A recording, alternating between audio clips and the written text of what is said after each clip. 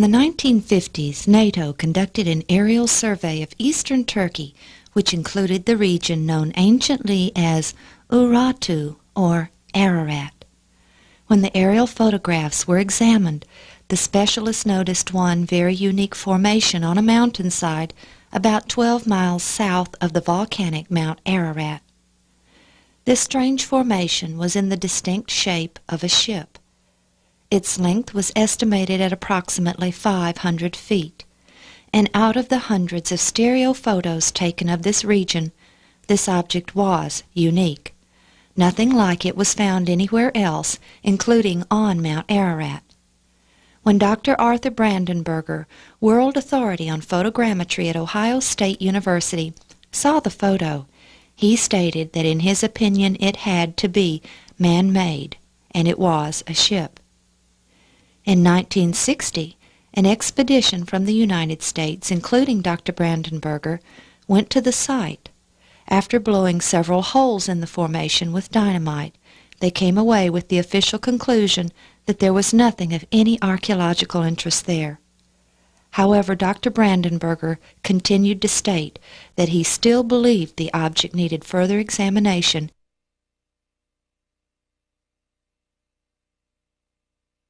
In September of 1960, an article appeared in Life magazine telling about the expedition. 27-year-old Ron Wyatt read that article like thousands of others. But unlike others, Ron promised himself that one day he would see the strange object for himself.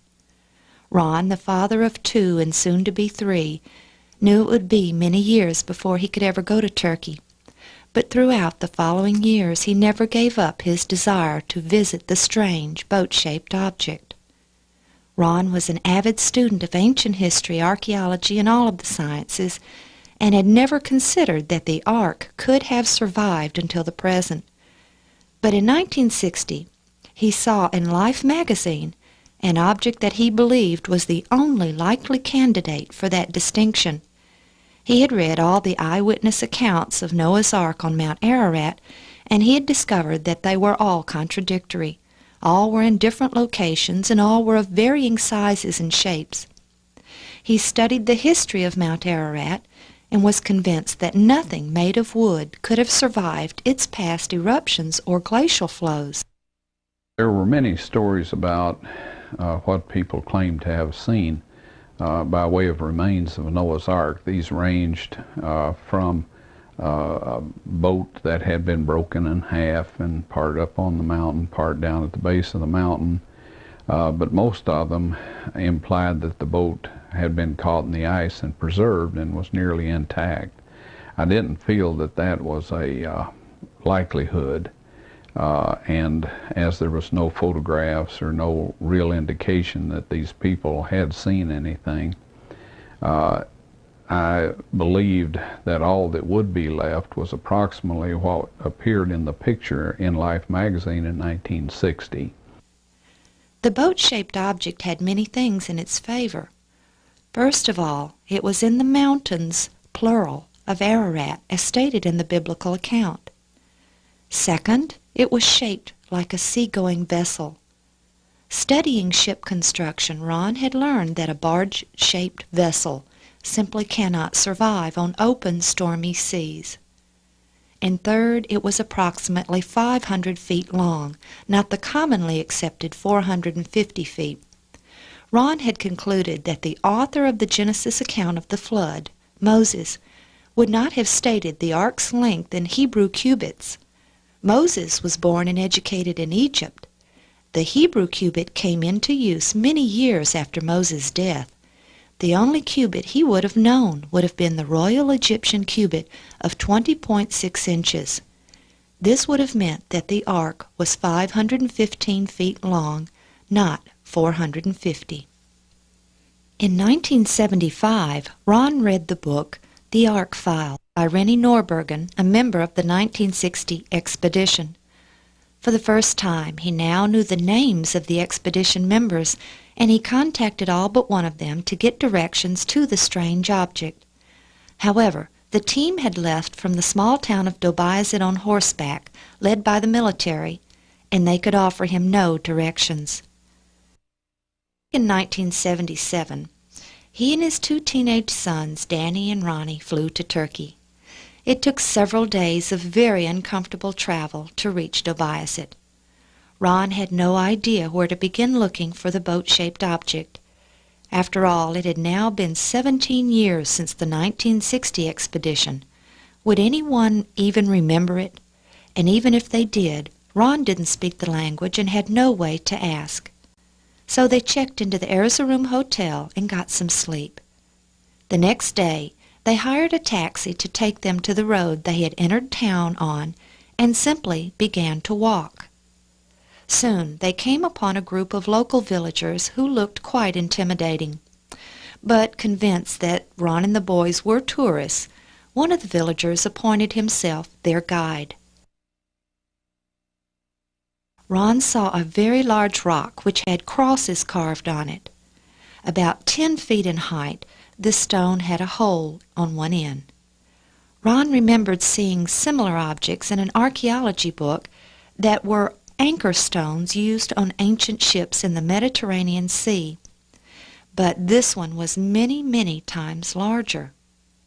When their guide saw Ron's excitement at seeing this, he showed them several other similar stones in and around his village.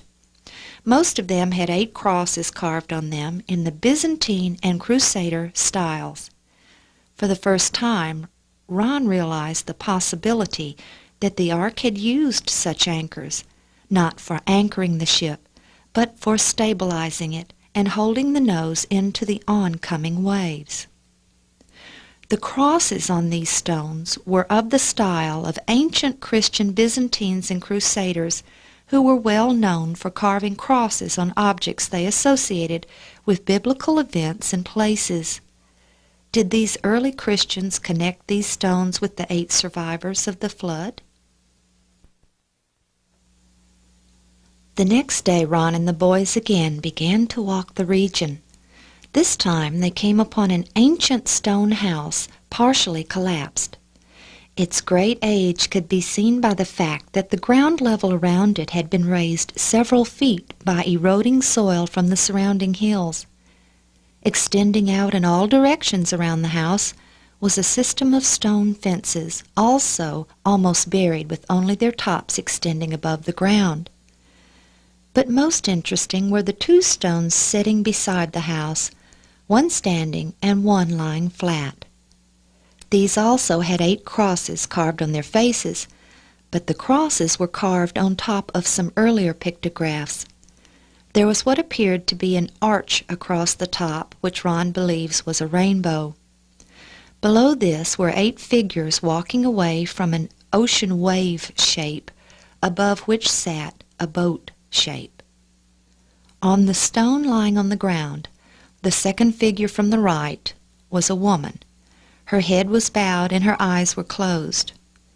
On the standing stone, both the first figure, which was a man, and the second figure, a woman, both had their eyes closed and their heads bowed. Ron drew an incredible conclusion. He believed these were possibly the tombstones marking Noah and his wife's graves. The wife, he concluded, had died first, and that is why only she was represented with her eyes closed on her stone. When Noah died, his eyes were shown as closed as well as were his wife's. Nearby was a natural amphitheater between 2 hills with a large stone that appeared to be an altar. Could this possibly be Noah's post-flood home with corrals for breeding various animals and an altar directly behind his house? These were exciting discoveries, but they still hadn't found the boat-shaped object. Finally, the last afternoon they were there, Ron left the boys reading while he made one last search. This time he had the taxi drive in a different direction, south of where they had earlier been. When the taxi had gone as far as it could, he began to walk through the mountains. After a while, he saw the boat-shaped formation directly below him. And seeing it this close, he was convinced more than ever that it needed thorough scientific investigation. He needed to learn what lay beneath the surface of the soil covering the strange object. That evening he and the boys paid their hotel bill and arranged for a taxi to take them back to Erzurum in the morning. While packing, they heard the clamor of men coming up the steps, banging on the walls and shouting. When Ron looked down the stairs and saw them, he recognized some as men they had encountered over the last 3 days, and he realized they planned to rob them. The region is so isolated that he knew they were in trouble if they didn't escape quickly. Barricading the door and tying sheets together, they climbed out their window onto a roof where they re-entered the hotel through its kitchen and escaped. But in the commotion, they lost most of their film and luggage.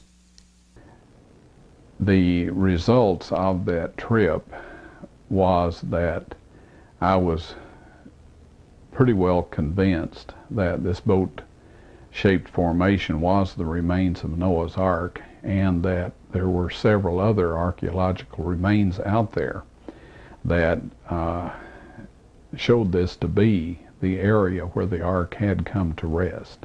And so I was quite happy with that result, and planned to go back at a later date and do more work on the formation itself. When we returned to America, I became aware that there was one other individual that had not agreed with the findings of the Vanderman group. Their findings, of course, or conclusion was that this was just an odd-shaped geological formation. It turns out that Dr. Bill Shea, that worked with a university in Michigan,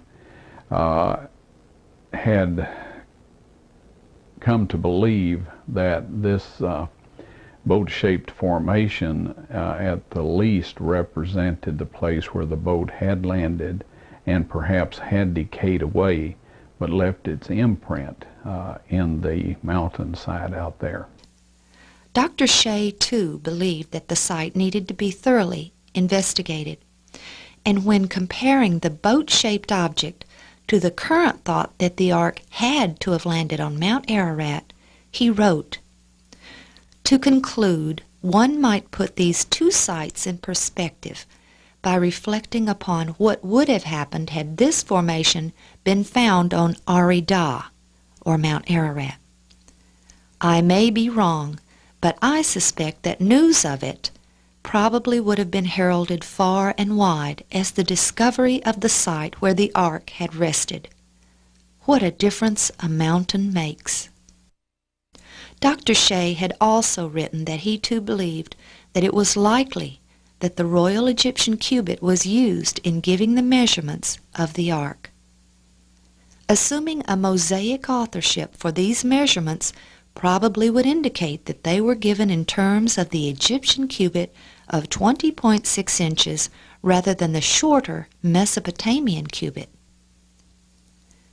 After Ron and Dr. Shea communicated and Ron shared his information from the August 1977 trip with him, Dr. Shea applied to Turkey for permission to excavate.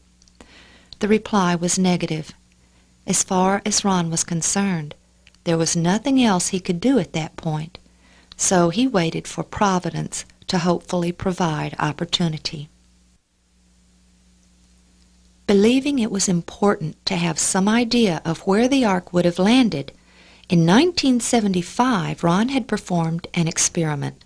The story of the flood indicates that the Ark was a free-floating object on an earth covered with water, and that it came to rest in some mountains.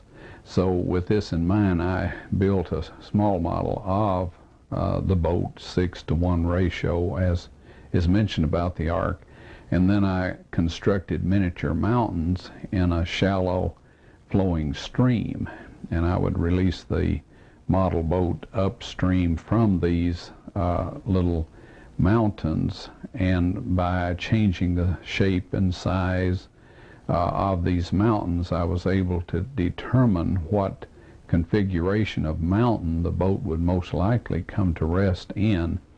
And so I found that a crescent-shaped mountain oriented to the northeast or southeast would be the most likely place that a free-floating object would come to land.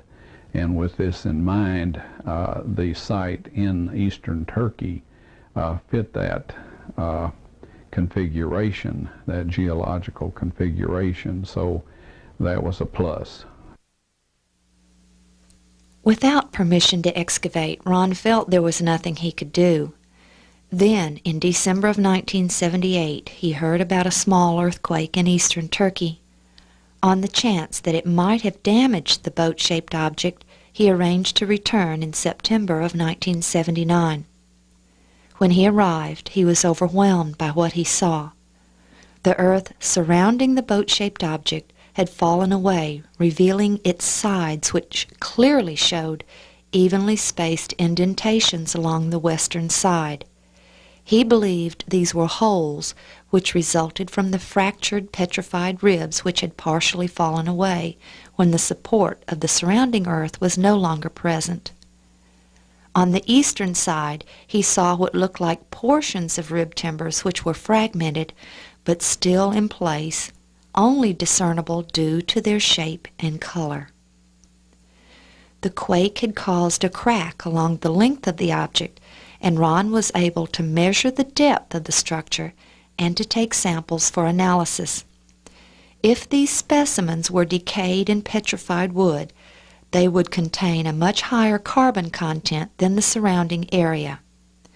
The analysis done by Galbraith Labs did indeed show this to be the case. The specimens from the site showed 4.95% carbon, which indicated that it was once living matter, such as decayed or petrified wood. In addition, the analysis from the site showed a high iron content, much higher than the surrounding area. A wooden ship the size of the Ark would surely have had metal fittings used to hold the timbers together. The biblical account tells us that metallurgy was a known science well before the time of Noah. And the analyses gave indication that something within the object contained a high level of iron. Ron measured the site and found it to be 512 feet long, but he also found a 3-foot section at the lower end which appeared to be broken away from the main section. This was extremely important because it was the length Ron and Dr. Shea were looking for.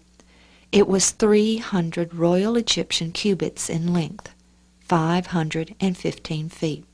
While I was there, I photographed this area carefully and walked on the formation for the first time. And the earthquake had actually cracked the formation along its entire length. And I was able to take some good clean sample material from this crack. I was also able to measure the depth of the deposit at different points along the length. Anyway, I took samples along the length of the crack in the formation and from the outer part of the formation, and I took samples from the countryside away from the influence of the formation so that we could have these analyzed and compare the results. The 1960 team had blown several holes in the sides of the boat-shaped object, but saw nothing that they recognized as petrified wood. Realistically speaking, it could not be expected that a 4,300-year-old ship could survive until the present. The region of Ararat experiences extremely cold winters with large amounts of snow, springtime rains, and hot summers. Exposed wood would have simply rotted away over the years. This strange boat-shaped object was now in a mudflow. It had a large section of limestone bedrock extending through its midsection, which indicated that it possibly had slid to its present location, impaling itself on this rock. Ron concluded that at some time lava had flowed down the mountainside from the south, carrying the ship with it. When the ship struck the large outcropping of limestone, it was impaled and held fast.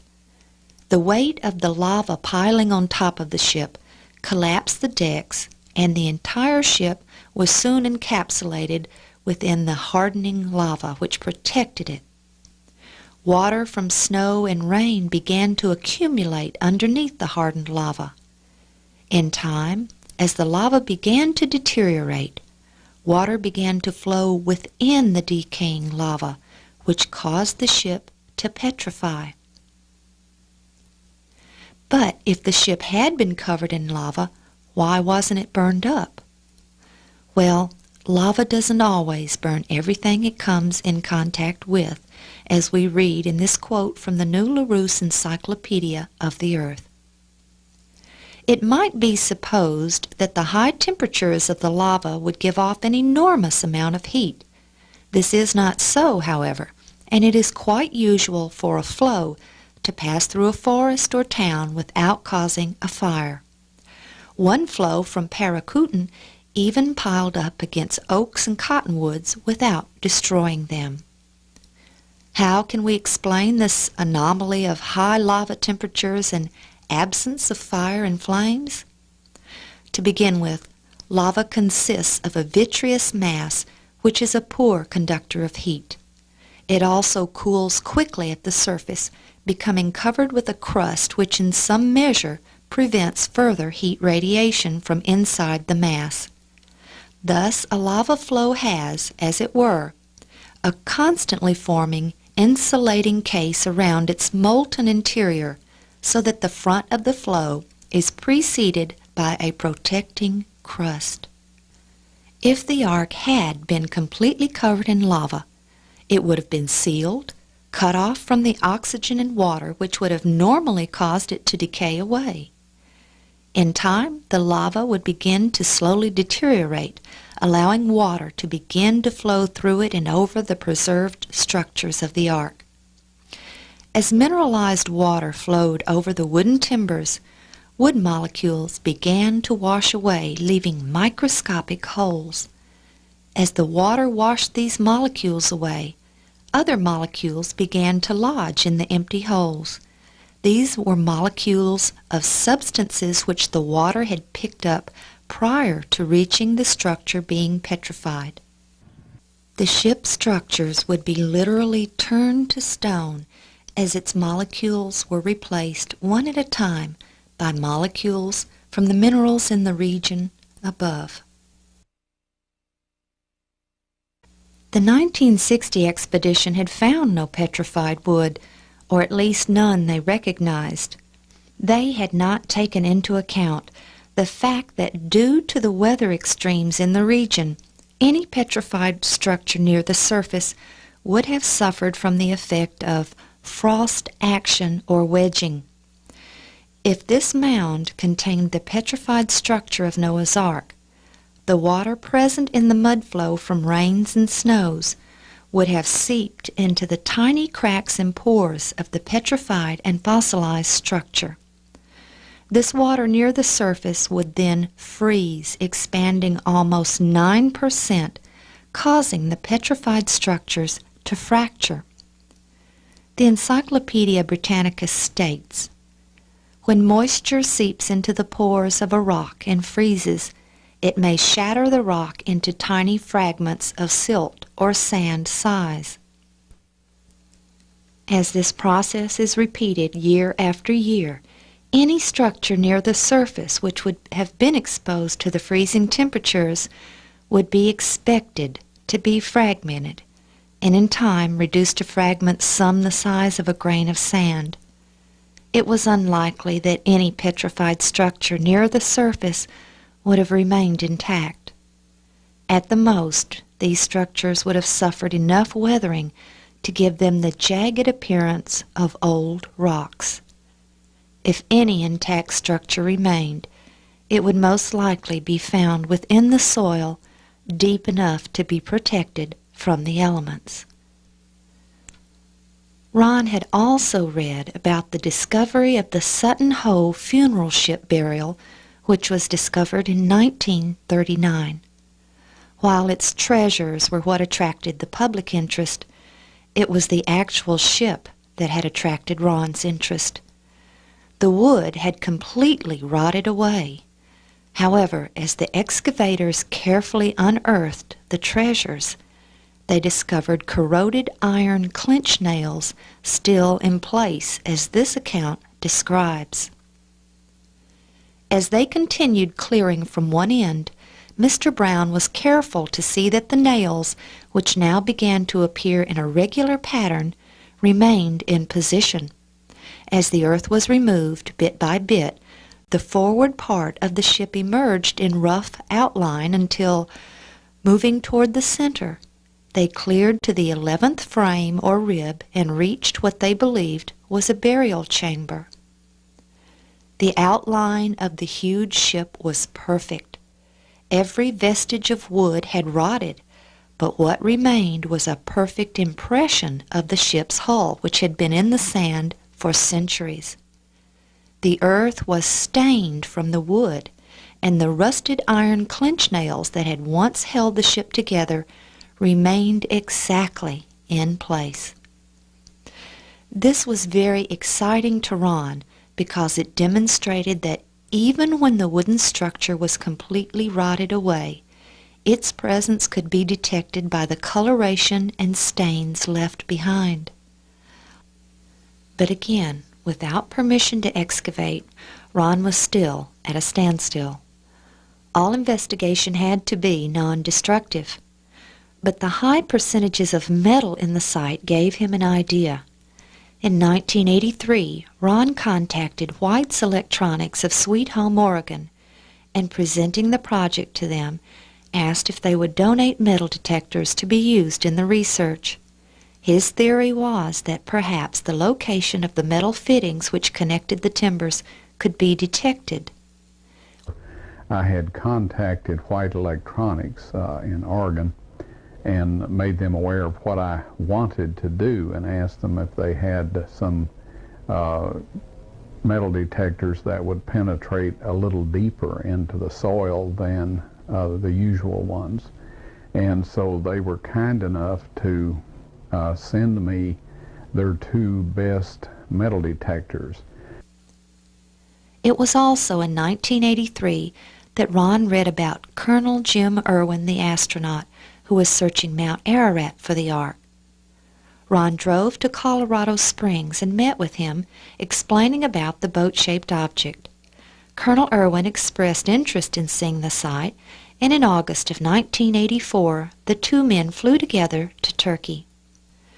Before going to Dobizet, Colonel Irwin met with some friends in Ankara and took Ron along.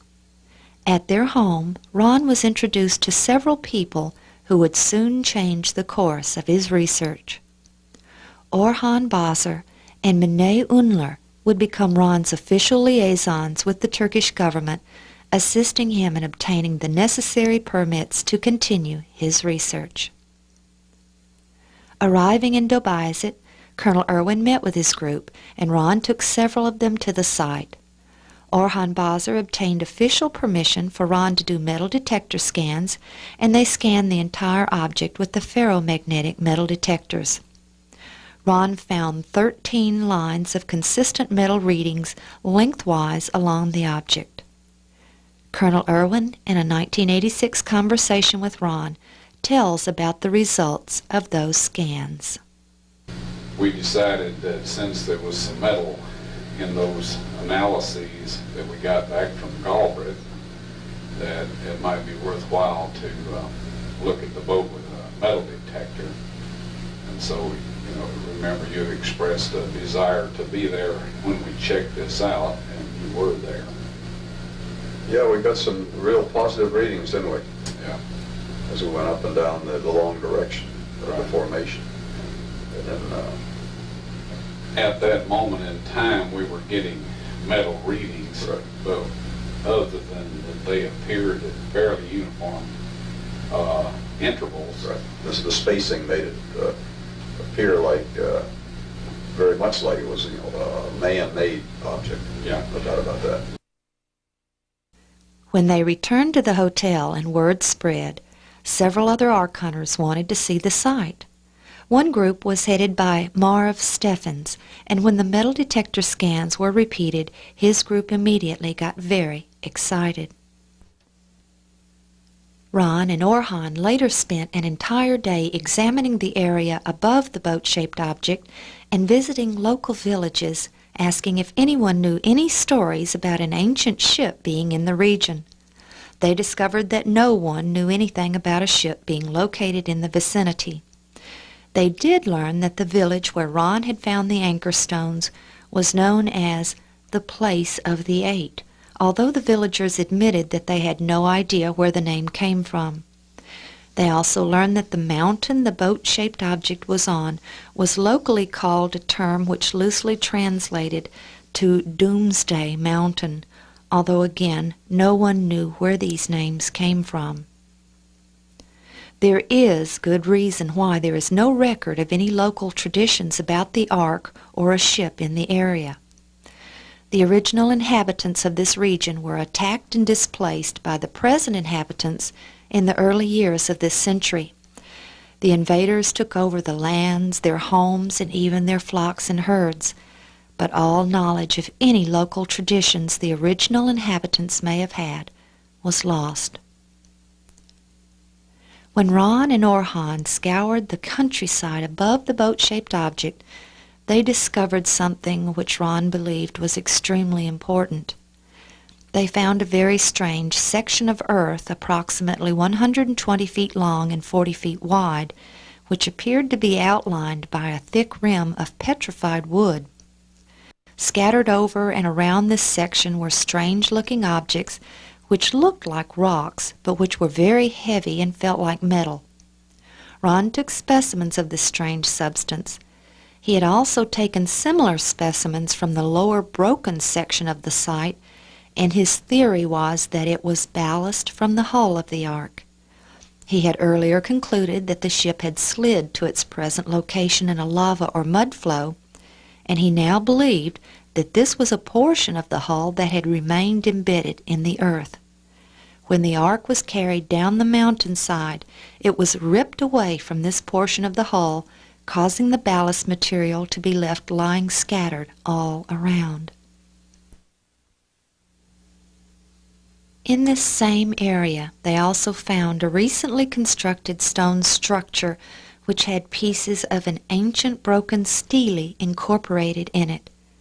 Being careful not to draw the attention of the locals to these broken pieces of stone, they photographed the pictures inscribed on these stones.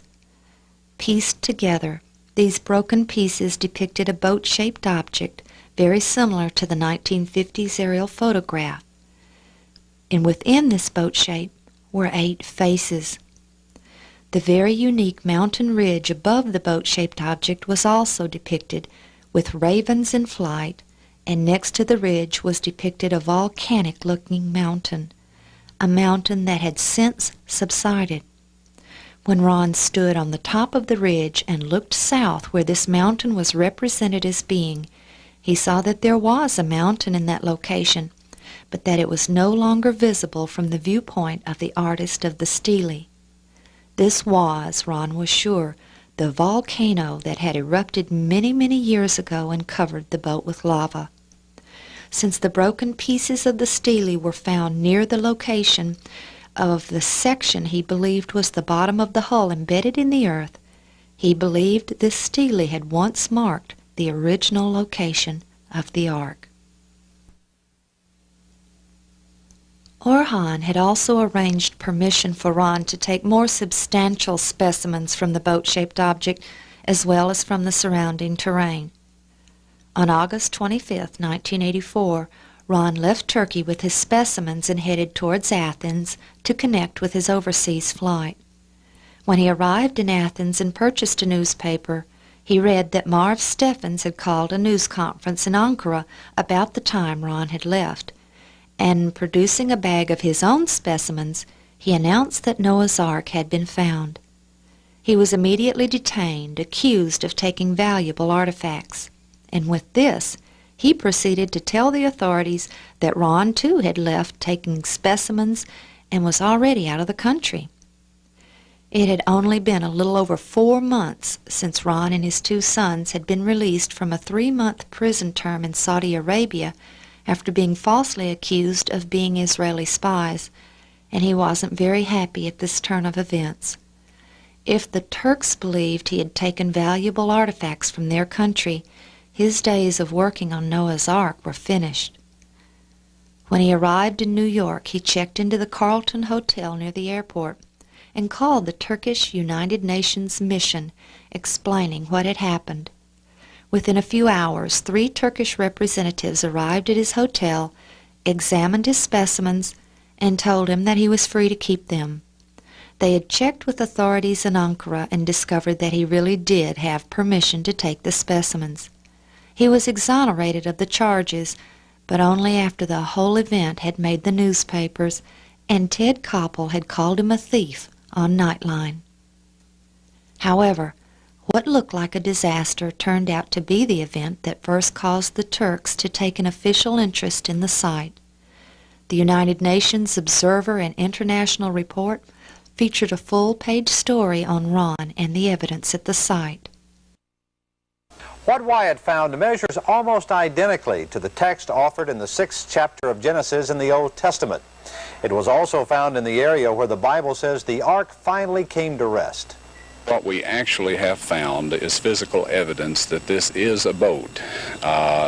Whether or not it's Noah's Ark is up to the people that review the material. That's up to them to decide on that. My personal feeling is that it is Noah's Ark.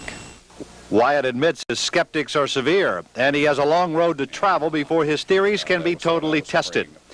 The rock, wood, and metal samples are currently being analyzed, with reports due on the specimens by mid-September. If it is the ark, what has been proven?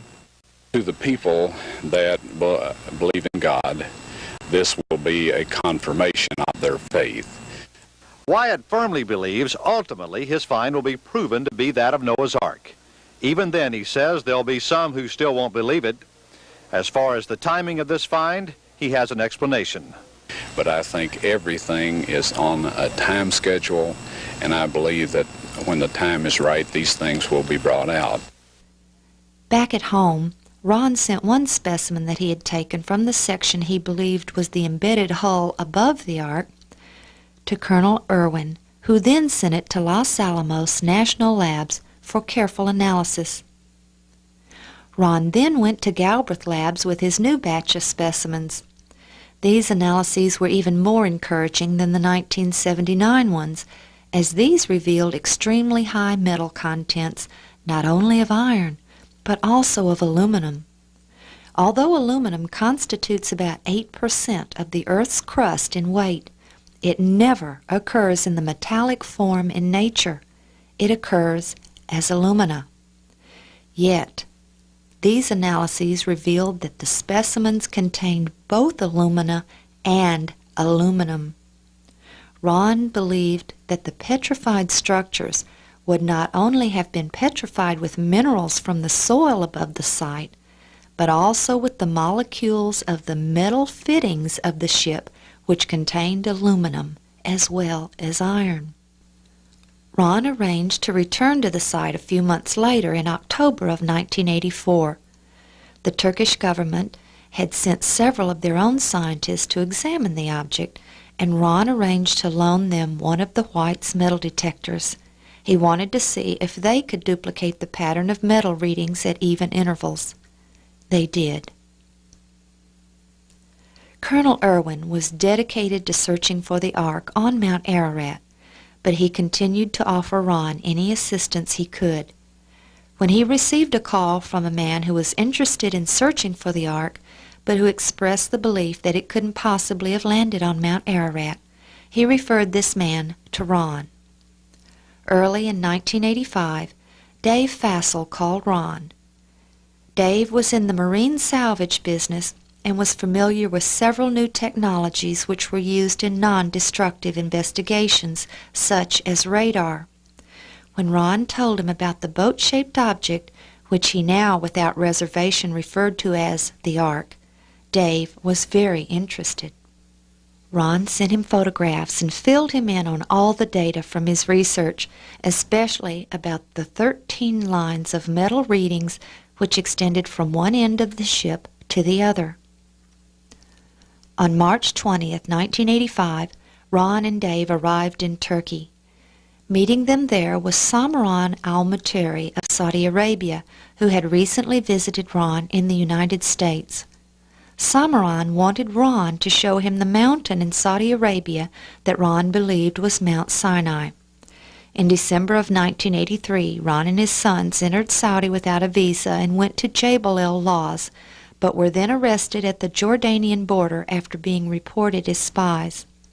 The event had caused quite a stir in Saudi, and Samran had learned of Ron's claim after his release. Now he wanted Ron to come back to Saudi with him to show him the site, but perhaps to ensure that Ron's claims were valid, he wanted to see Noah's Ark first. When Ron and Dave arrived, Samran was ill, and they had to delay their departure to eastern Turkey until he felt better. During this time, Mine Unler arranged for them to meet with Dr. Ekrem Arkugal, Turkey's leading archaeologist, world-renowned for his excavations of the Hittite Empire in Turkey. Familiar with both Ron's research and the reports of the Turkish scientists from the fall of 1984, Dr. Arkugal made the following statement. May I congratulate you for that great success, really. Thank you, sir. I believe it is an ancient remains of an old ship. This, since the earthquake pushed it up, the wood, you see, is eroding out, and it must be covered quickly also, because we're losing much. It must be preserved. It must be preserved. These are the remains, which are at any rate remains of a ship. Yes. Things had changed a great deal in the past 8 months. Ron now had liaisons who made his arrangements with the proper officials and acted as translators. The government had officially taken an interest in the site, and now their leading archaeologists stated unequivocally that the object was a ship. The three men then went to the site, and immediately Dave Fassel, who certainly knew about ships, was overwhelmed by what he saw. He had brought 2 different types of metal detectors, a pulse induction type and the new and controversial molecular frequency generator, which, unlike the conventional metal detectors, was supposed to be able to discriminate types of metals as well as receive readings from great distances. They again were able to detect the regular pattern of metal readings both along the surface and along the sides of the ship. Ron then took them to see the anchor stones in the village as well as the old stone house and the tombstones. But when they arrived at the house, they found it reduced to rubble and the tombstones gone.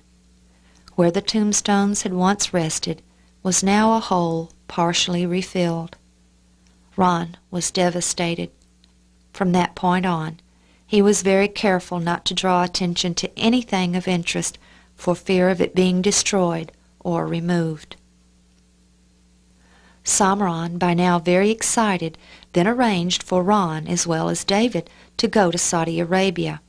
But before they left, Mine Unler arranged a meeting for Ron with all of the Turkish ministries involved in about 2 weeks, and he would formally present the results of his research and his plans for future investigations. On April 9th, they returned to Turkey from Saudi, and Ron stayed and met with the officials who listened to his evidence, and they told him that they would work with him in any way that they could. He told them about the subsurface interface radar, which would reveal any internal structure, but which was non-destructive. They assured him a permit as soon as he could arrange it. But there was a problem. The radar and its operator were very expensive. However, at this point, it had to be the next step.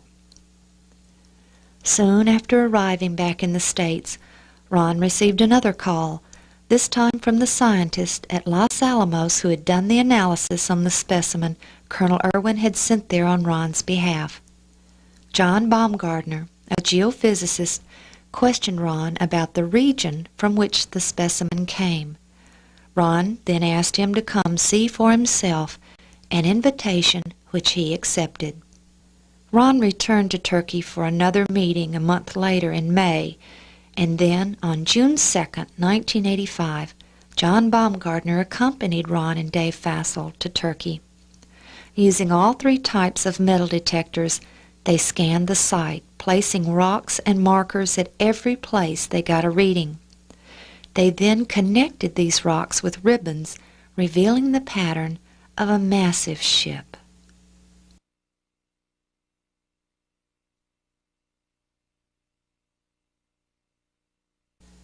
Dave found a specimen which John examined and found to be consistent with hand-wrought iron. My name is John Baumgartner from Los Alamos National Laboratory. I've had the privilege of being on this expedition with Ron Wyatt and David Fassel this last week to the site east of Dobizet in eastern Turkey, investigating the site of a large boat-shaped object. Okay, would you show us briefly this specimen that Mr. Fassel owns and that we wish we owned? Okay. It's striking in the fact of its angular character. Seem to have some preferred planes in the object on the outside as well as the inside. This inner portion appears to be a silica replacement of something. This would represent, if the interpretation is correct, a portion of an angle bracket, and we see a corner of it here. It's interesting that it apparently still displays the grain structure of the iron. Now, does this seem to be cast iron or wrought iron? I would say it's has the character of wrought iron, and it appears that this is almost pure iron oxide here, this outer portion. All right, from your own use of metal detecting equipment out on the site, John, would you say that this is an isolated piece of iron? No, we found just an incredible amount of iron in this formation. This is this was sampled from one of the many points along the stores. We were on the starboard side where we collected this sample. They appear to be regularly spaced along the boat. But Ron knew the difficulty they would have in convincing anyone else that this object contained the fossilized remains of a massive ship. The general public simply didn't understand about petrification and frost wedging, which fractured petrified wood. Even more importantly, Ron was discovering that many trained geologists didn't recognize pre-flood petrified wood because it doesn't contain the growth rings of post-flood wood. None of the specimens he had taken from the site had growth rings, and because they were fractured from the weathering, they were only fragments of timbers, unrecognizable as wood to most people. There were no growth rings because the biblical account states that there was no rain prior to the flood, but that a mist watered the face of the earth. Growth rings result when the growth of the tree halts due to cessation of its water supply during the cooler season or during a drought. Scientists who reject the biblical account even agree that carboniferous plants contain no growth rings, but this would be a stumbling block to many. On the western side, the rib timbers had been exposed to weathering and had fragmented and were rapidly falling away, leaving only the empty spaces where they had once been. The only way to distinguish the rib timbers on the side that still retained portions of them was from the color difference in the fragmented ribs from the soil surrounding them. The exposed ribs were, for the most part, now reduced to very small fragments, but they still remained in place. By this time, Ron was convinced that this was indeed Noah's Ark, and this ship, as such, is the oldest man-made structure on Earth, and it is in the exact condition that was to be expected, but it wasn't what the world wanted to see. They were looking for a barge-shaped ship, still intact or perhaps broken in half, but still wooden, not petrified. And they were looking for it on Mount Ararat, even though this volcano had experienced several eruptions, the most recent in the mid-1800s, which was very similar to the Mount St. Helens eruption, which blew out an entire portion of the mountain. The upshoot of the interest of the group at Los Alamos is that Dr. Baumgartner made an appointment with myself and and David Fassold to meet some people out in Dallas that were considering funding part of the documentation on this formation. And David suggested that a subsurface interface radar scan of the site would be helpful and useful since we were denied permissions to excavate. And of course I was very happy with that prospect, and the results of our meeting in Dallas was that the project to do a radar scan of the site was funded. Everyone's hopes were riding on the radar scans. Only the internal structure could have survived the weathering which was fragmenting everything on and near the surface. Dave also arranged for ABC's 2020 to cover the event. On August 1st, 1985, Ron arrived with the permit and was joined by John and his group, which included other scientists from Los Alamos. They went directly to the site and repeated the metal detector scans, again laying out the pattern of ribbons. The Los Alamos scientists also measured the site with sophisticated surveying methods and confirmed that it was 515 feet and 7 inches. Dave would arrive a little later with the radar and its operator, Tom Finner of GSSI. 2020 was also on their way. But with all the attention the outsiders were receiving, the local guerrillas took this opportunity to make trouble. Commandos were assigned to protect the men at the site, and they positioned themselves in the crevices around the ship.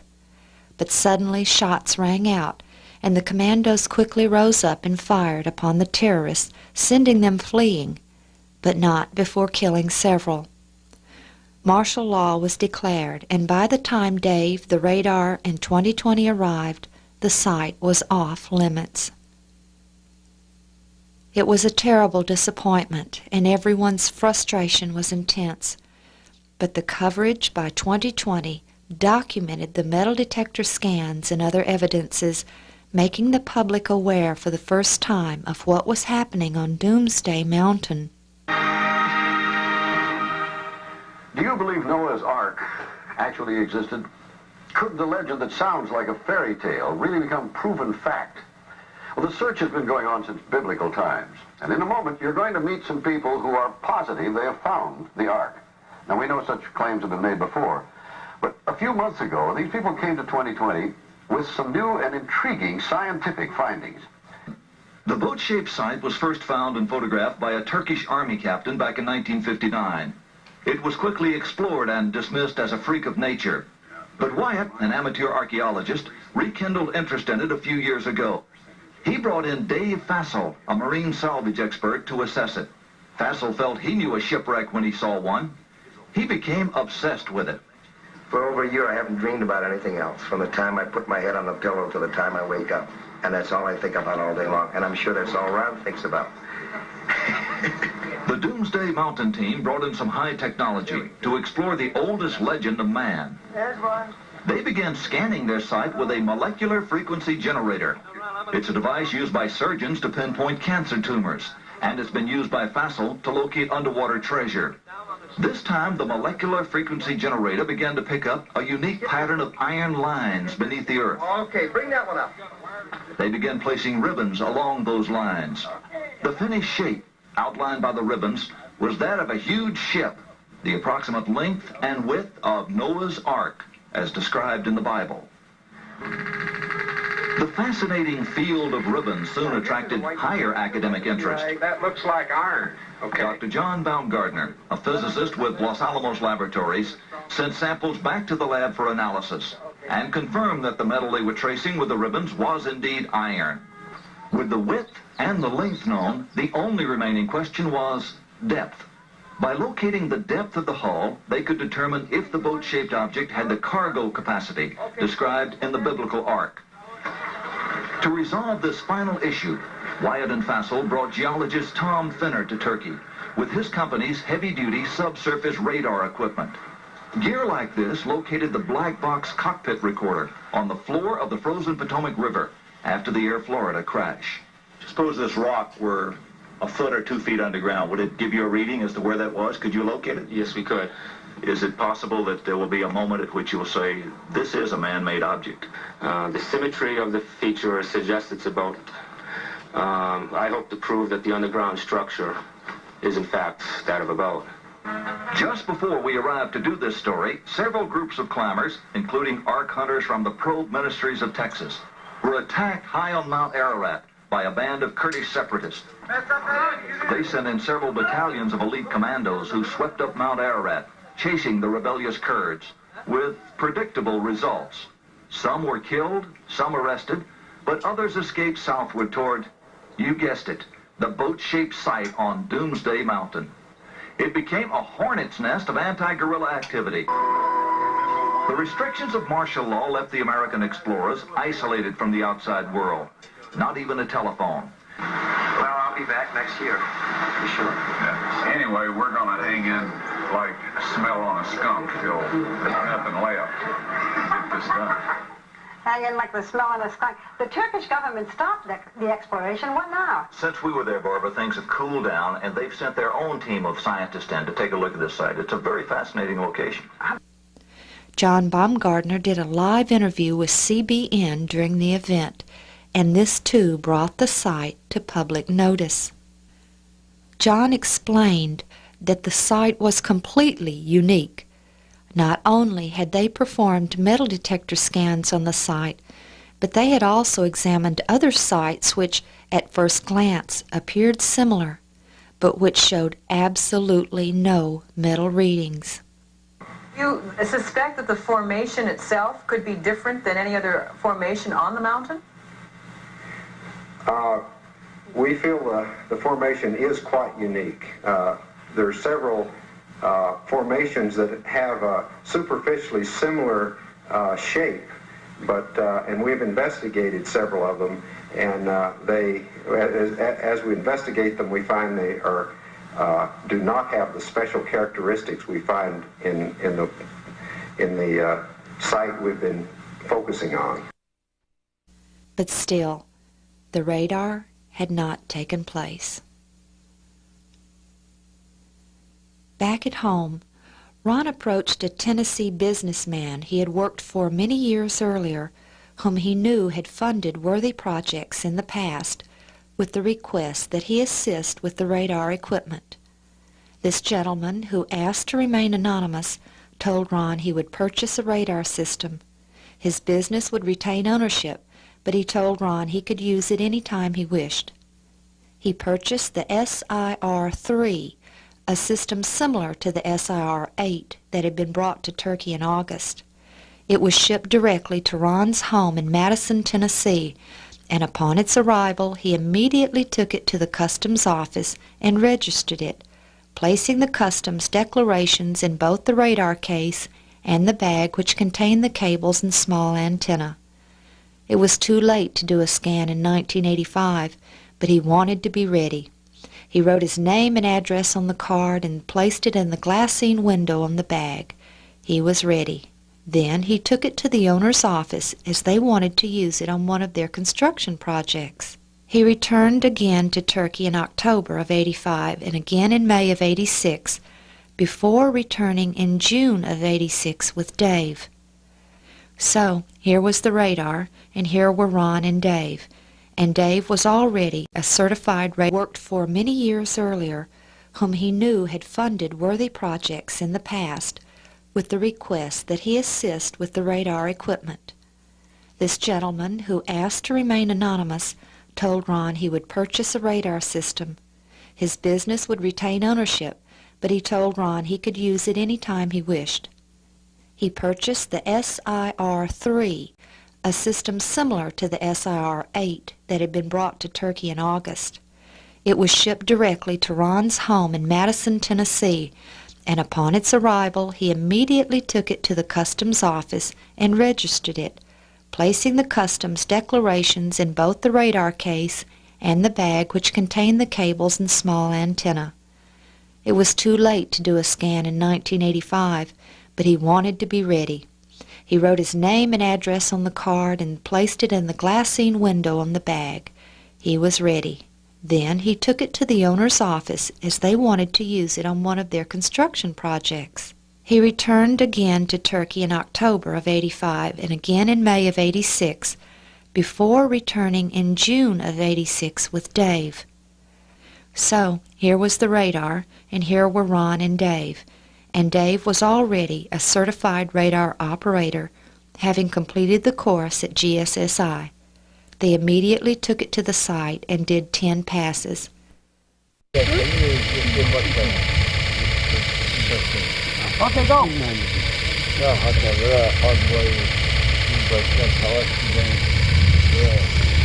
Now we're going across the front end of the boat, and David set those markers in so he can see if there's a relationship between the metal lines of his frequency generator and the parallel, uniformly separated timbers that are showing up on the SIR.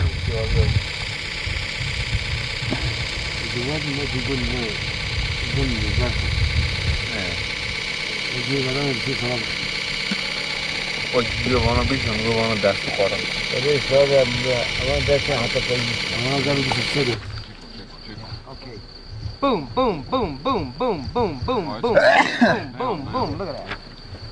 Look at that. There's the wall. You need to get a little farther distant from it, Dave. Well, okay, that's got it right there. Yeah, right? Yeah, this point. All right, let me show you what we're doing. This is the upper end of the boat. I've just located the very end of it again. The green stakes represent bulkhead number 2. All right. All right. That's at 63 feet.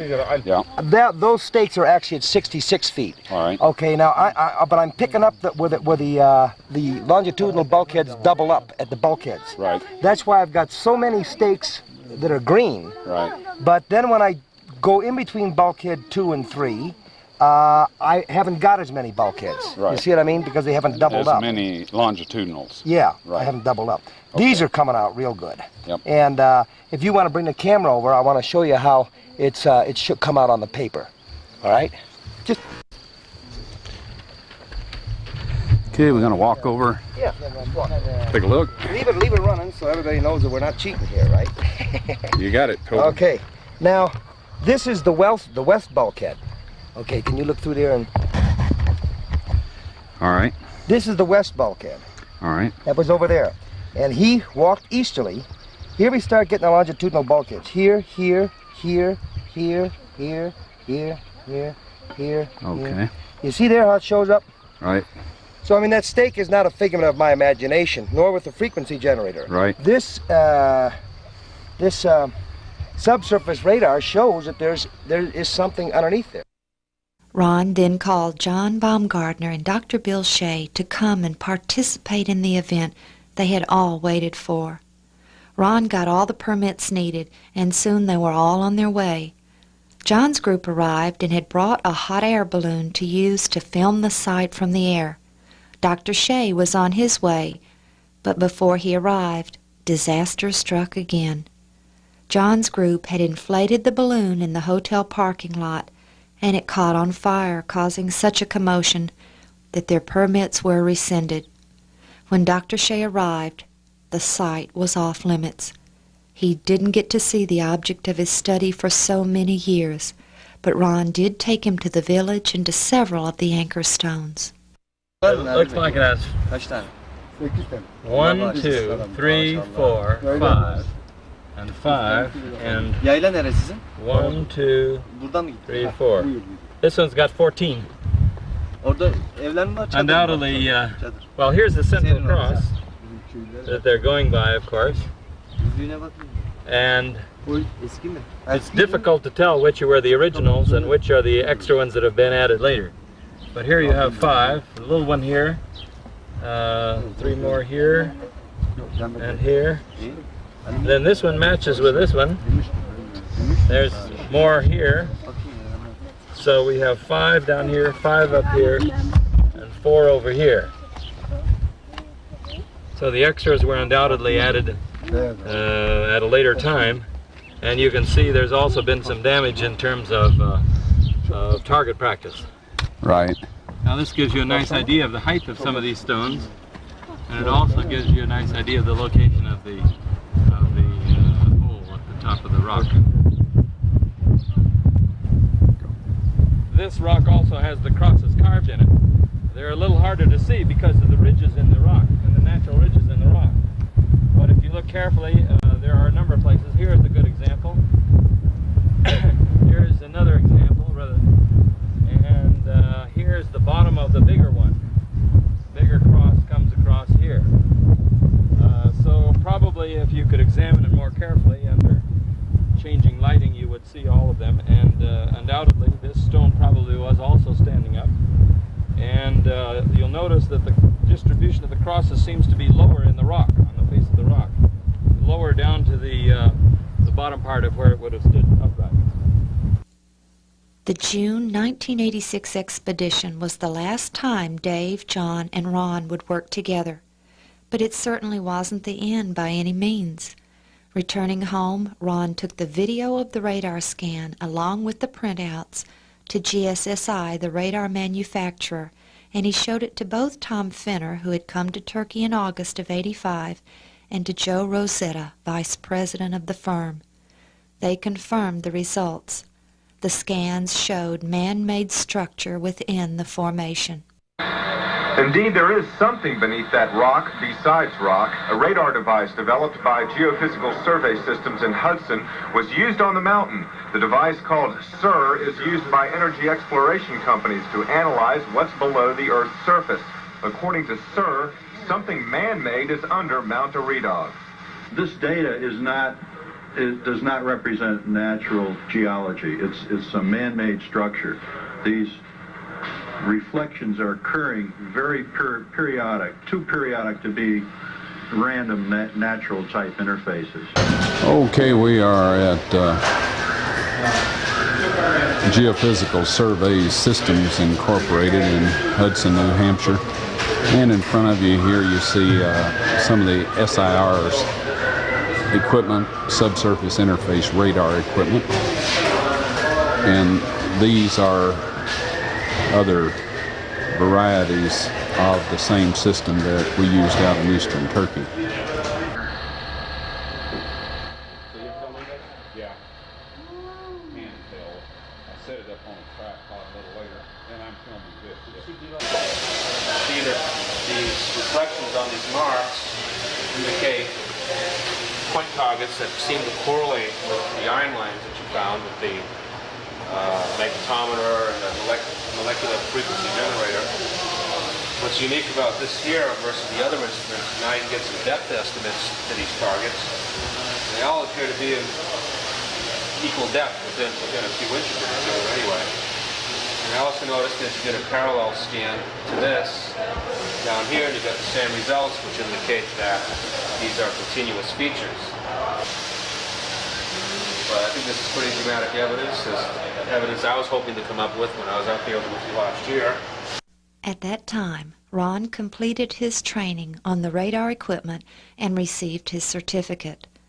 On November 8th, He returned to the site and did complete scans of the entire ship, as well as the surrounding area, reporting the results to officials in Ankara. In December, the decision was officially made. The evidence was complete, and Turkish scientists agreed with Ron. It was the remains of Noah's Ark, officially. The evidence had been scientifically studied.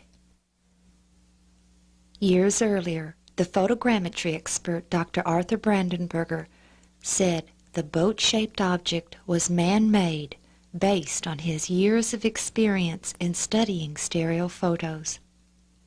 Chemical analysis of specimens taken from the site showed the presence of metals in quantities and types that do not occur in nature. They contained organic carbon, which proved that they were once living matter. Natural rocks do not contain organic carbon. The metal detector scans showed a very distinct, organized pattern of metal beneath the surface consistent with the shape of a ship. These scans were done numerous times using 3 separate types of metal detectors, all of which confirmed the same results.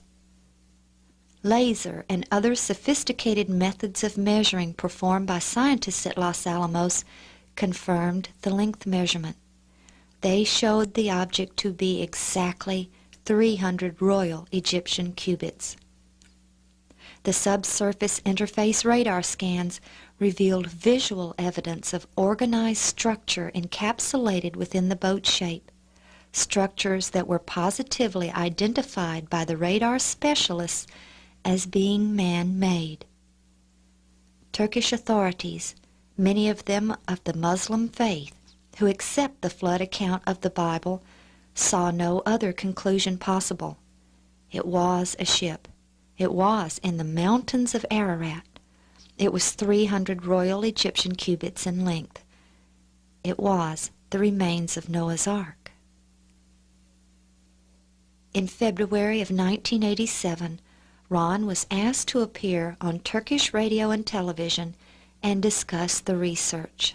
And then in 1984, we came out and we found that there was some metal in the boat, which was kind of a surprise.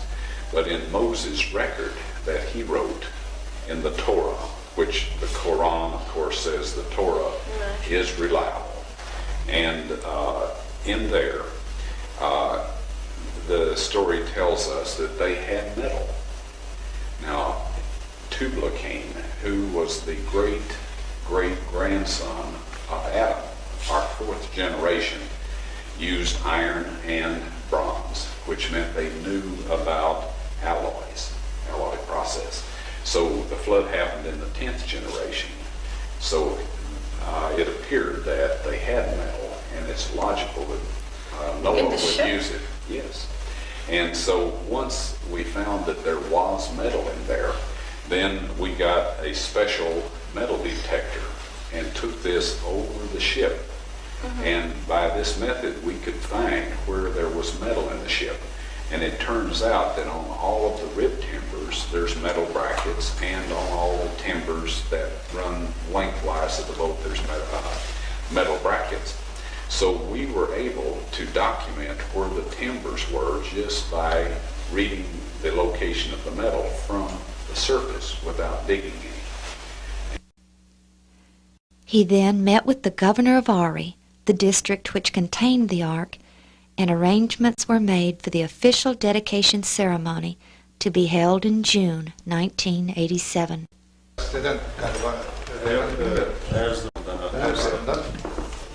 Bizim Ağrı'nın Ağrı hakkında ve tarihi hakkında bilgileri kapsayan bir kitabımız. Çok teşekkür ederim. Kitabımız size takdim etmekten şeref duyuyorum. He returned in both April and May of that year, again scanning the site with radar. By adjusting the frequency of the signal and scanning the same location over and over, Ron was able to obtain data that would produce a 3-dimensional image of the structure beneath the surface, allowing him to construct a model of the ship. On June 20th, 1987, Ron was guest of honor at the ceremony held on a hill just above the Ark. In attendance were officials from Ankara and the regional governmental agencies, high-ranking military officials, scientists from Ataturk University who had independently investigated the site, and numerous journalists. Plans were also revealed for a visitor center to be built overlooking the Ark, and it was dedicated as Noah's Ark National Park. Ayrıca Nuh'un gemisi olayıyla ilgili yapılan çalışmaları 2 gün önce Ankara'da üzerinde duruldu. Bu 3 tekliften birisi de burada teklif sahibi Mr. Wyatt var. Bu konuda büyük emeği geçmiş. Ben Mr. Wyatt yanında diğer araştırmacılara huzurlarınızda teşekkür etmek istiyorum.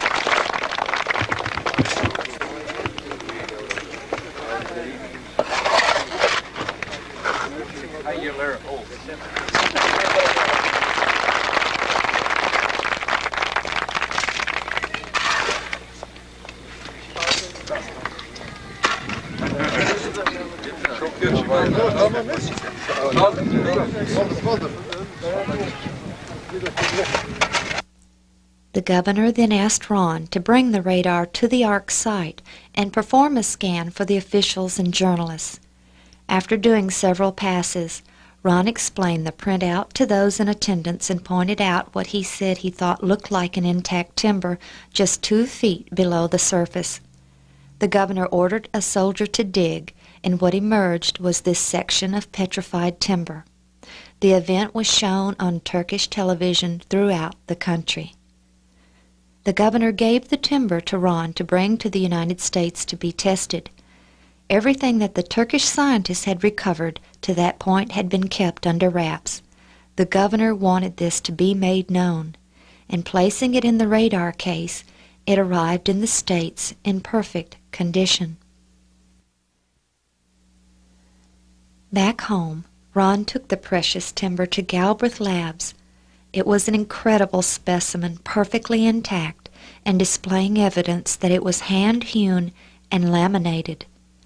3 separate layers of wood could be seen, but more exciting was the fact that the laminating glue substance could be seen to have oozed out on one end and was perfectly preserved in the petrified specimen. At Galbraith, they carefully chiseled off a sample. If this was truly petrified wood, it would contain organic carbon. If it were just a rock, it wouldn't. First, a test would be run for total carbon, both organic and inorganic. Then, a test would be run for inorganic carbon. By subtracting the amount of inorganic carbon from total carbon, the amount of organic carbon would be determined. We're in the process of weighing the sample now before the analysis for the total carbon of this sample. The inorganic carbon will be included in this determination, all the carbon that's present. As we run the inorganic carbon, we'll be able to tell the difference if there's any organic present in the material.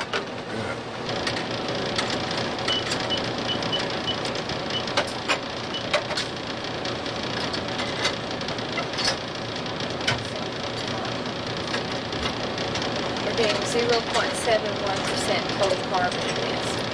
0.71. Yes. At the present time, we're weighing about 500 milligrams of sample for a carbonate determination. That would be the inorganic carbon in the sample. Right. So we subtract that from the total carbon, and that tells us what percentage is raw carbon and what is the carbonate. Well, it would tell you what percent of organic carbon that you would have there. Left. Okay. 81 ppms inorganic carbon. Okay, thank you very much. Of the 0.71% total carbon, 0.7019% of it was organic. And not only did it contain organic carbon, it contained 13% iron, iron from the metal fittings. When this timber was petrified, the water washing away its molecules immediately washed in iron molecules from the metal objects it had already passed over, which filled the empty holes. Ron again arrived in Turkey with the SIR-3 radar on July 23, 1987. He again continued with his scans of the entire ark, setting the frequencies to reflect the structure at varying depths. He now had all the data he needed. The width of the ark was 138 feet at its widest point, which was wider than 50 Royal Egyptian cubits, which equals 87.5 feet. But the decks could be seen to be collapsed, and when they fell, this broke the deck joists which held the ribs in position. This caused the ribs to fall outward, giving the initial appearance that the ship was wider than the biblical measurement. But the internal structure, showing bulkheads, were the proper width. The radar showed a tremendous amount of damage to the ark, but some chambers could still be distinguished.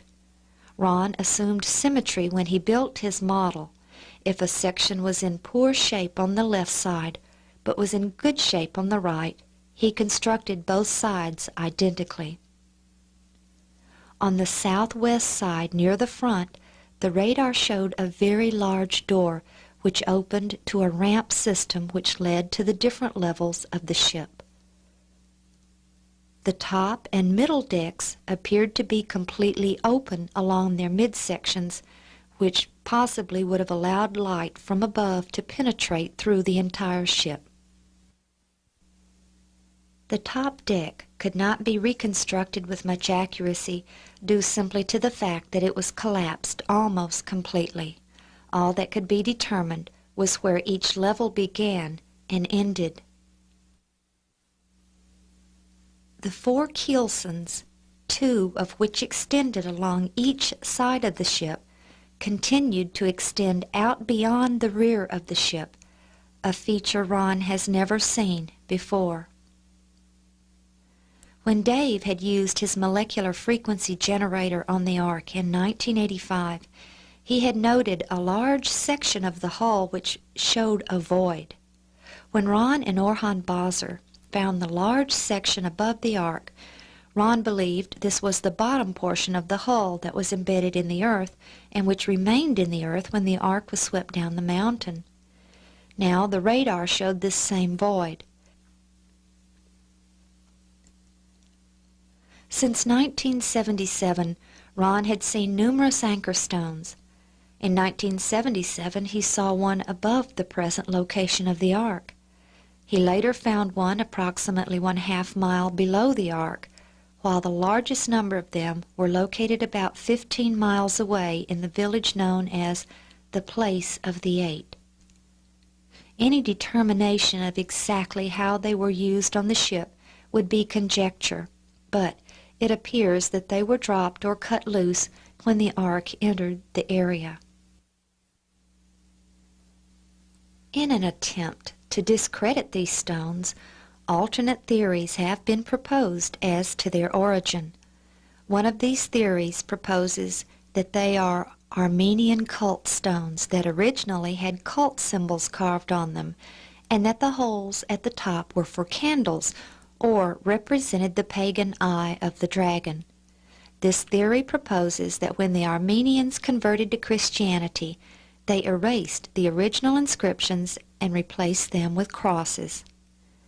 But in 1989, Ron found 2 more anchor stones, only these were buried in the earth and were only now beginning to be exposed due to soil erosion, and they contained no crosses or inscriptions of any kind.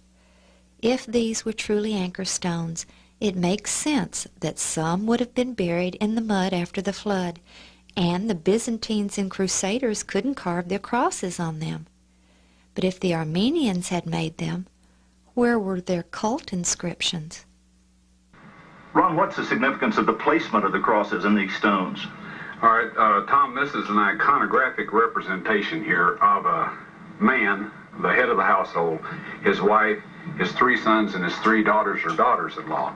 And as you can see here, the 8 crosses, the ones to his left are the lady folks in the family. The ones to his right are the men folks in the family. Do these fit the story of Noah? They do. Another interesting object sits alongside the road leading to the village of 8. It is a very large section of what appears to be petrified tree bark, and it too has 8 crosses carved on it.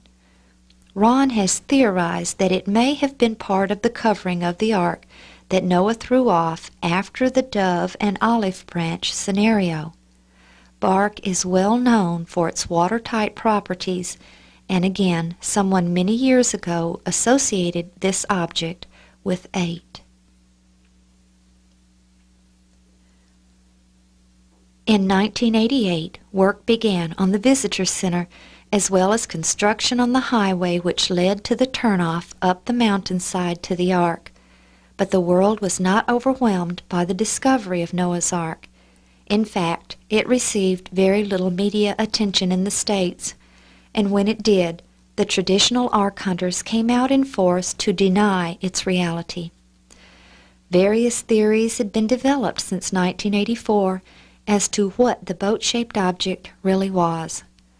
Some of these theories were that it was a syncline or a geological formation described as a clay upswelling in a lava flow, which John Baumgartner discussed in 1985. It had been proposed that this was a natural formation resulting from a mud flow around some kind of volcanic plug. First of all, the rock formation here in the center of the ship is not volcanic, and has much smaller extent than the ship itself. It appears from these lines that you've been drawing that the ship has impaled itself upon it. There's no evidence for any kind of plug beneath this thing. There's erosion all the way around it, and there's no sign of such a firm formation that could produce this oval-shaped object. So it's not a clay upswelling in a lava flow? No. Another theory was that it was a copy of the ark built by Constantine. Another theory which failed simply because the metals found in the ark were not in use at that time. Aluminum has only been alloyed since 1948 and titanium since 1936. Then there is the theory that it is an ancient fortress. However, it doesn't take a great deal of intelligence to recognize that no one in their right mind would have built a fortress in a mountain valley surrounded by hills. Their enemies would only have to stand upon the surrounding hills and shoot down upon them like sitting ducks. The strange metal objects Ron and Orhan found above the Ark site, which Colonel Irwin sent to Los Alamos, were very important. They proved to contain an extremely high content of manganese dioxide, titanium, and aluminum. This material was identical to some of the specimens Ron had found falling out from the lower end of the hull, and he therefore concluded that this material was used as ballast. Ballast is any heavy material placed and secured in the lower hull of a ship to give it stability. All ships have ballast, and Noah's Ark would have been no exception. But because of the exotic combination of metals contained in these masses, the evidence indicated that perhaps as the ship was constructed, the slag or waste product of the metal production of the ship's fittings was placed in the hull as ballast. John Baumgartner had contacted Ron after examining the specimens Colonel Irwin had sent to Los Alamos and it was this specimen that first attracted his interest. In 1979, I found that the group in 1960 had blown away a portion of the hull, and at this point some of the ballast in the boat was exposed, and at the surface I broke off a small portion of this and brought it back for analysis, and the analysis showed that it was 84% manganese. Now this is a rather sophisticated space-age metal, and these analyses get to be rather expensive very quickly, and when you get an unexpected analysis, the thing to do is to have other labs do a check on the same material to see if they get the same results. We couldn't afford that, but Jim Irwin, when I showed him the analysis, expressed an interest in getting it checked, so I gave him a part of this ballast, which he sent to Los Alamos National Laboratories, and he said that he wanted to do that, and that was fine by me. They got the identical results, so I received a phone call from Dr. John Baumgartner quizzing me about the site, the location of the object in the area, and I could tell that he was trying to figure out something from my description of the area, so I invited him to come along, and he agreed to do so and brought 2 other individuals from Los Alamos with him. And I found out later that they had concluded, because of the nature of the analysis, that part of a satellite or a missile had come in out there, and so that did help our investigative procedure considerably. One critic took it upon himself to declare that these specimens were manganese nodules, which are found by the billions of tons on the Pacific Ocean floor. However, Ron's specimens weren't taken from the Pacific Ocean floor, nor did they compare in composition or size with these manganese nodules.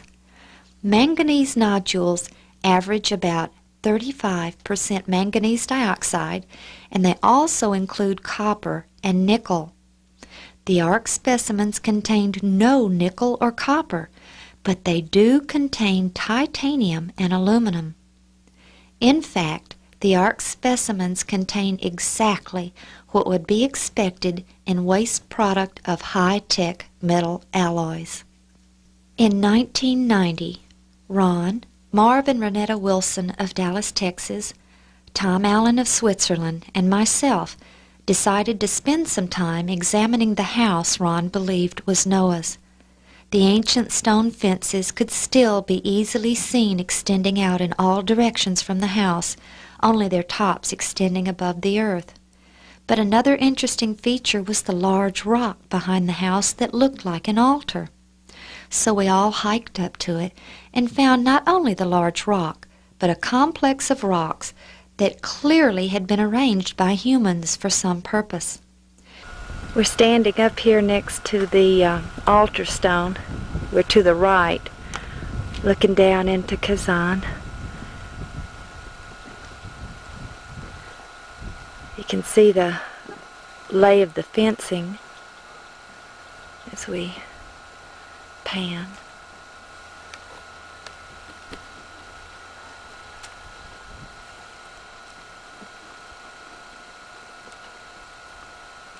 Digging out here too,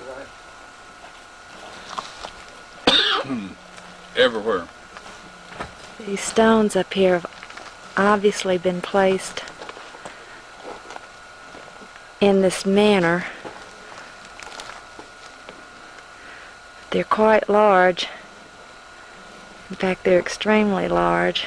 As you can tell, a deal of R standing there.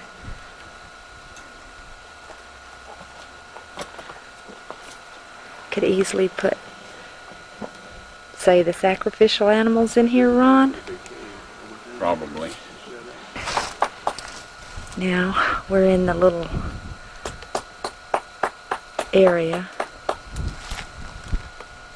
There was a doorway.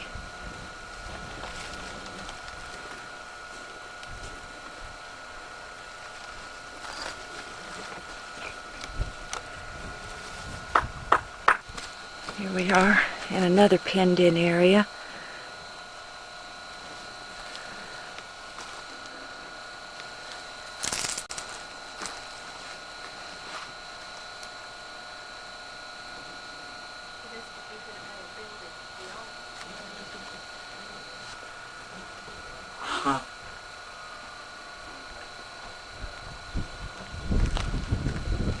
And as we pan over here is the very large stone that we suspect would be the altar.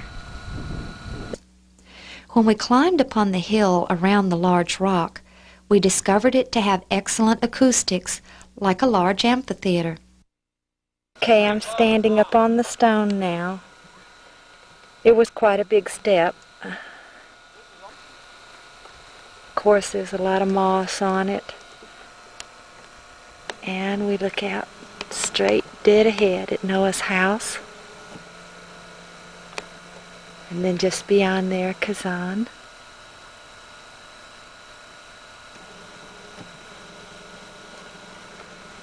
Right over here. The pen, possibly, where the animal was brought to be prepared. The little place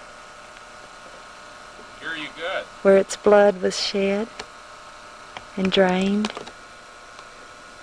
And Ron says that he can hear me quite well just talking in a normal voice here.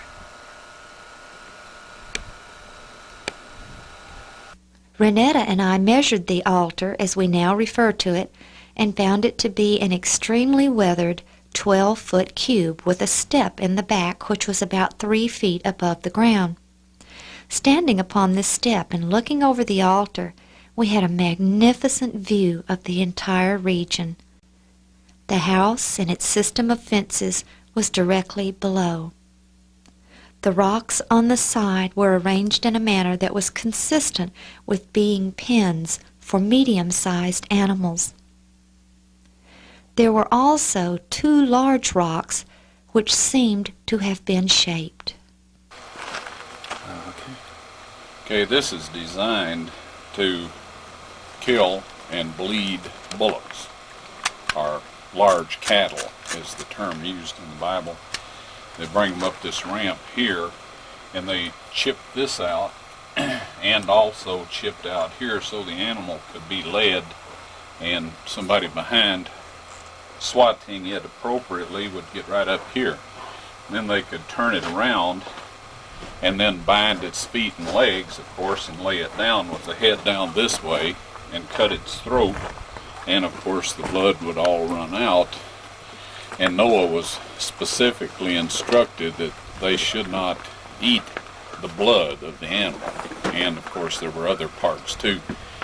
All the rocks had suffered a tremendous amount of weathering, but it was quite evident that many had been arranged by humans. However, it would have taken a large number of very strong men to have moved some of these boulders. One was leaning against the cliff face in a manner which formed a roof, and it was so large that I could walk under it without stooping.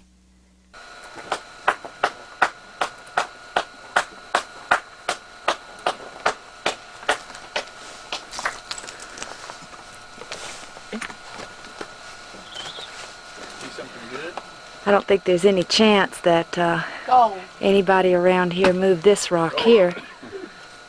That rock is gigantic. You better need some help.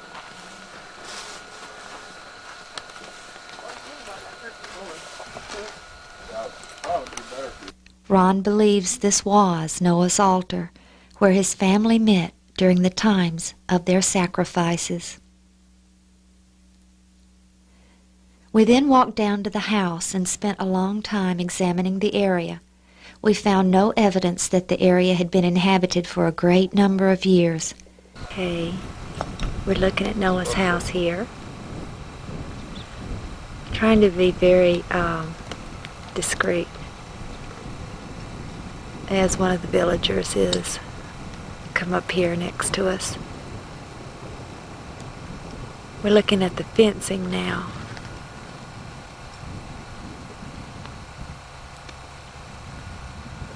You can see how it went across the hill, up high also, and even all along the top.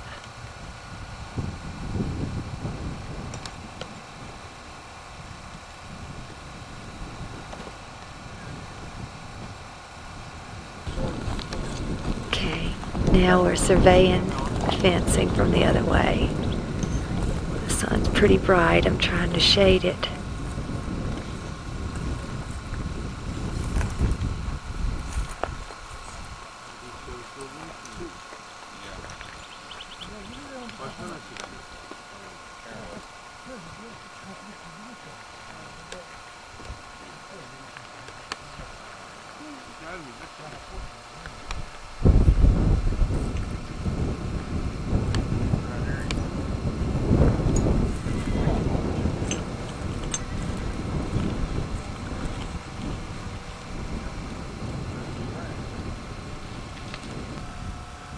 Here we can see the fencing that ran up beside the house.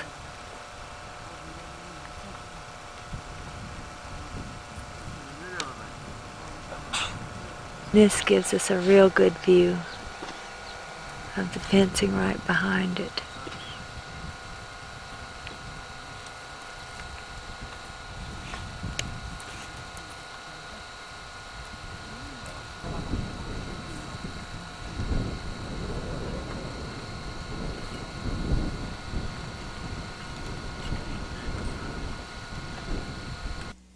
In 1990, Ron conceived an idea which he thought might help demonstrate the condition of the ship. The western side had suffered a tremendous amount of deterioration and weathering. The exposed ribs were virtually gone, leaving only the impressions in the soil surrounding them. But the eastern side contained a section which appeared to still contain some of the petrified, although severely fragmented, rib timbers still in place. In October of 1990, Ron and Richard Reeves went to the Ark and took shovels whose blades they bent and sharpened like giant razors. Scraping just a few inches of matrix from the side, they hoped that the petrified ribs would be able to be seen. These ribs were fragmented due to weathering since they were so near the surface, but due to their slant, the soil around them had held them in place.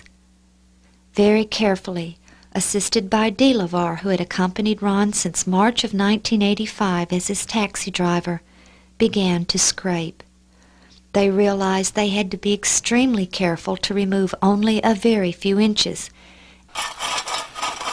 Okay, what we plan to do here is to shave the rib timber part of this section of the hull, and of course the texture between the rib timbers and the material that has covered the boat are different in color and of course in density and that sort of thing, and so we are going to be able to show the dimensions of the timbers here by doing it this way. Okay, again we're focusing in on the timbers in the side of the boat, and in particular I would like to make note of this large colorful one right here. Now that's a large timber that was a part of the Kielson system that protected the outside of the boat from boulders and logs and other debris that it would be forced against in the storm. And then,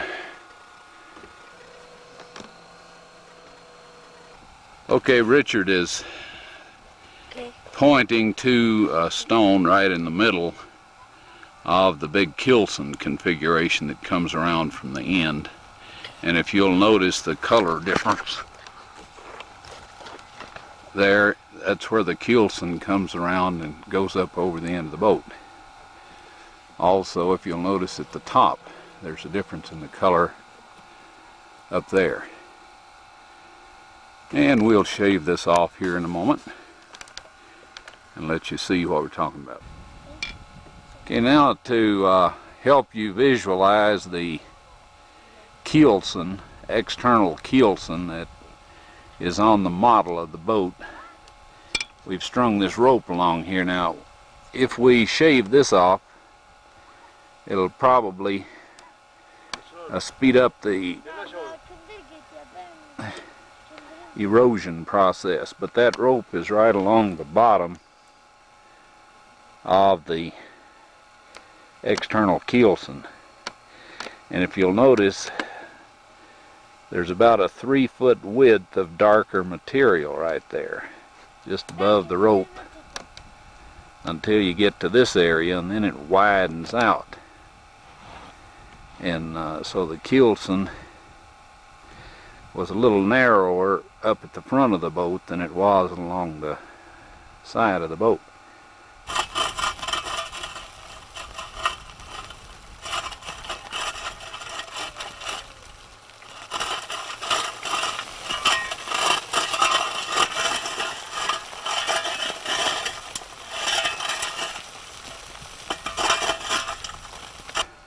Okay, go ahead.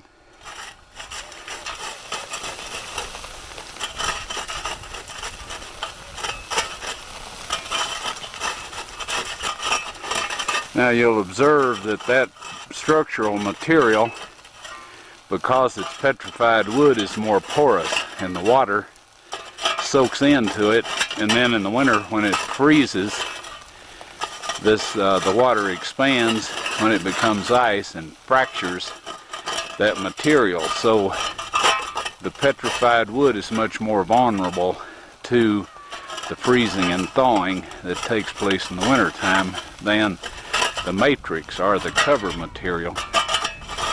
And so that's why they are a different color, a different texture, and also a different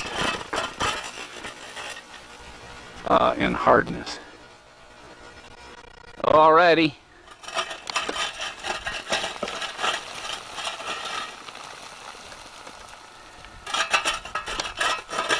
That keelson comes right down through there, and again it'll sweep along. Okay, that's got it, Richard. Sweep right down along through here. This was a perfect example of how extremely fragile the remains were. Once exposed to the elements, any intact structures would be reduced to tiny fragments in probably one season.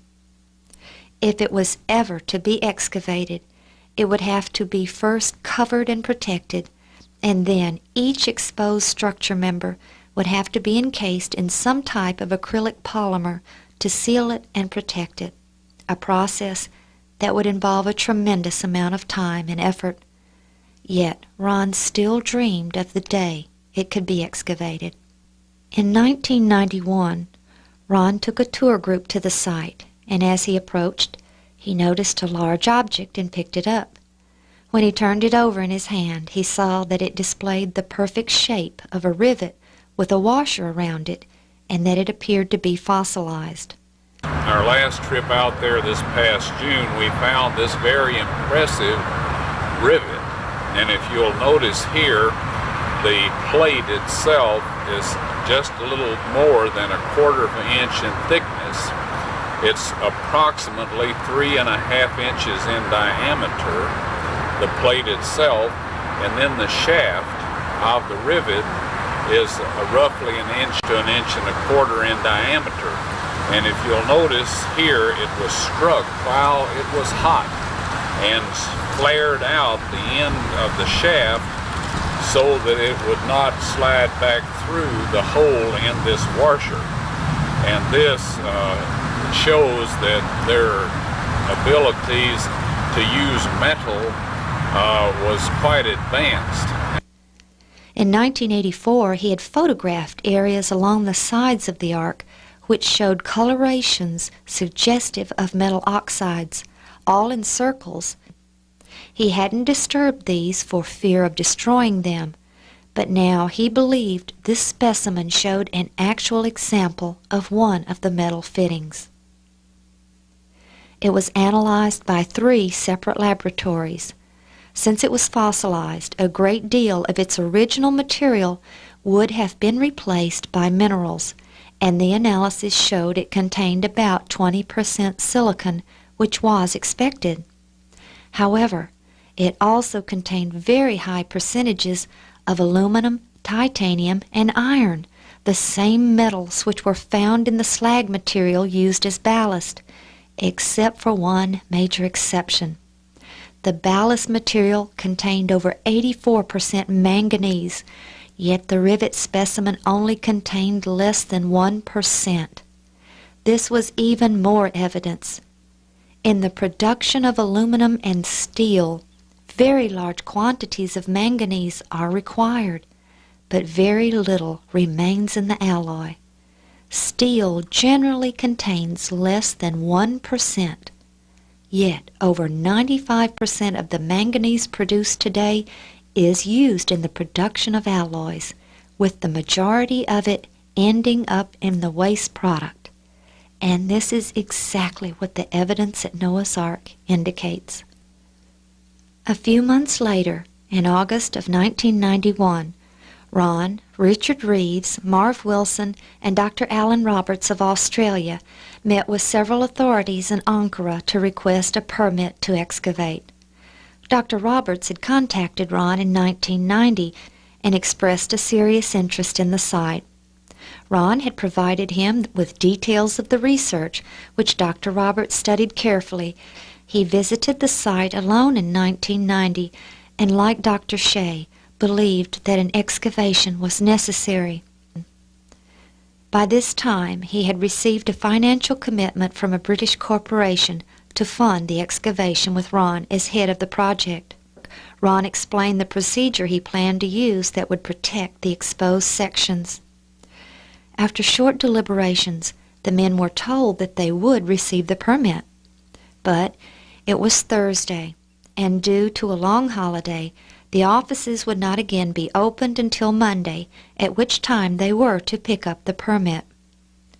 With several days to kill, the 4 men decided to fly to Erzurum and visit the region southwest of the Ark. De La Var got a minivan and they headed south. But as they neared Bengal, they were taken hostage by a group of guerrillas belonging to the PKK, an outlaw Kurdish party. For 3 weeks they were taken through the steep mountains, sleeping on the bare ground during the day and traveling constantly during the night. When it was over, any hopes of excavating were shattered. The men had been through a terrible ordeal, as we see them here in the helicopter which took them from Bengal. It was also too late in the season to consider excavating. Each family had to deal with the emotional trauma which only time would heal. In time, we all recovered. But the region continued to remain unstable. In June of 1992, we took our second tour group to Turkey, and as we neared Dobbayazit, a beautiful rainbow appeared across the sky. The bus pulled over and everyone got out to film and photograph it. Then we again continued down the road. But within a few minutes we were flagged down by soldiers who wouldn't allow us to visit the Ark. And to this day, the region remains unstable and dangerous for tourists. The controversy continues to grow even though the evidence is overwhelming. Some who were once ardent supporters and associates now deny the evidence. So, is it really the ark? What we actually have found is physical evidence that this is a boat. Whether or not it's Noah's Ark is up to the people that review the material. That's up to them to decide on that. My personal feeling is that it is Noah's Ark.